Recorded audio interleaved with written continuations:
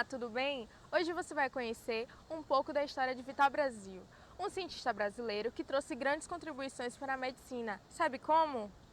Ele descobriu que para cada acidente causado por cobras venenosas é necessário um soro específico para o tratamento. Mas antes de descobrir uma coisa tão importante, Vital Brasil teve uma longa caminhada. Conheça agora a história desse cientista. Vital Brasil Mineiro da Campanha, nascido em abril de 1865, na cidade de Campanha, Minas Gerais.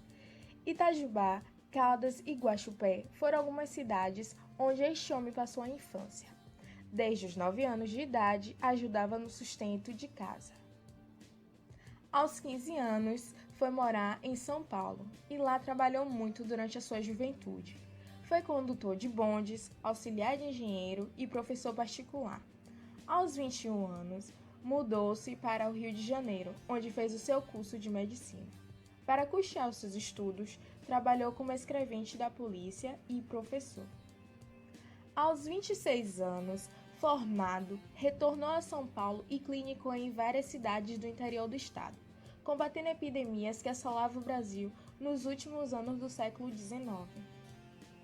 Foi em 1895 que Vital Brasil abraçou definitivamente a luta contra o ofidismo, que na época causava grande número de óbitos. No século XIX, Vital Brasil descobriu e descreveu a especificidade dos soros antiofídicos. A sua descoberta transformou radicalmente o tratamento de pessoas que padeciam pelo envenenamento causado por acidentes com serpentes venenosas. Quando recebeu a patente do soro antiofídico, decidiu imediatamente doá-la ao governo brasileiro. Dentre os numerosos e determinantes legados deixados por ele estão a criação do Instituto Butantan e do Instituto Vital Brasil, duas instituições de excelência na formação de pesquisadores, na produção de medicamentos e na divulgação da ciência no país. Faleceu aos 85 anos. Um certo dia disse: "Fiz uma parte do muito que gostaria de fazer pela humanidade. Não tenho orgulho da minha pobre ciência, mas estou satisfeito com a minha alma e o meu coração." Com certeza, a Vital Brasil trouxe grandes contribuições para a medicina. Hoje vamos conhecer uma delas, que é a especificidade do soro antiofídico. O Brasil, no século XIX, defendeu a sua grande descoberta, a especificidade do soro antiofídico. O cientista comprovou que o soro desenvolvido a partir do veneno de jararaca não era eficaz nos casos de picada de outras cobras, como a cascavel.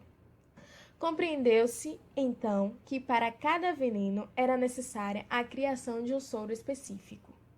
A pesquisadora Rejane Lira, do Núcleo de Ofiologia da Universidade Federal da Bahia, explica o modo de agir do soro antiofídico no organismo, ressaltando a grande contribuição da descoberta de Vital Brasil para os dias de hoje.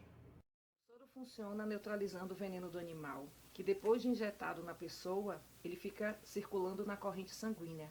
O nosso corpo, ele produz anticorpos, só que não em quantidade suficiente para neutralizar todos os efeitos do veneno de forma tão aguda, em quantidade tão grande, às vezes, quando esse veneno é injetado. Por isso a gente precisa do soro antipeçonhento, porque ele já tem os anticorpos em quantidade suficiente para neutralizar esse veneno que é injetado.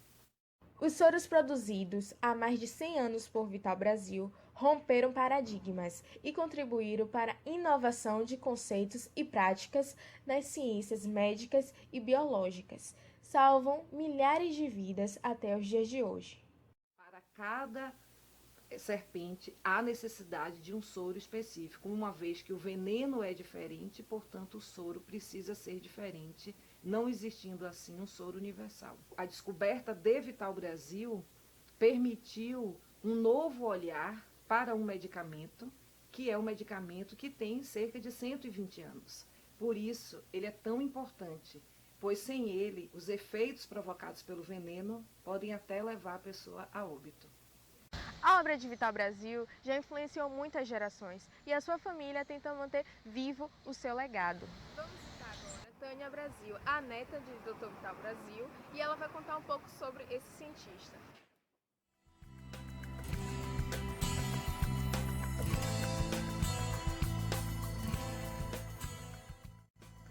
Tânia guarda lembranças do avô.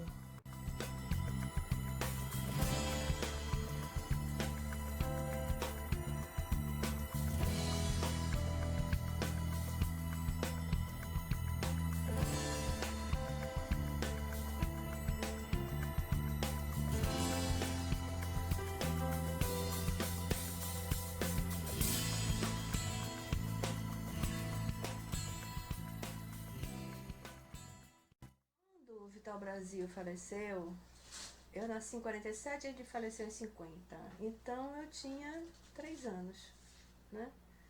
E o que sempre me passaram é que ele era um homem muito rígido nos seus princípios, né? Sempre buscando a verdade. Ele tinha uma coisa que ele não admitia, era a mentira. Mas, ao mesmo tempo que ele era um homem rígido, né, com os princípios, né, ele era muito brincalhão. Ele gostava muito de brincar.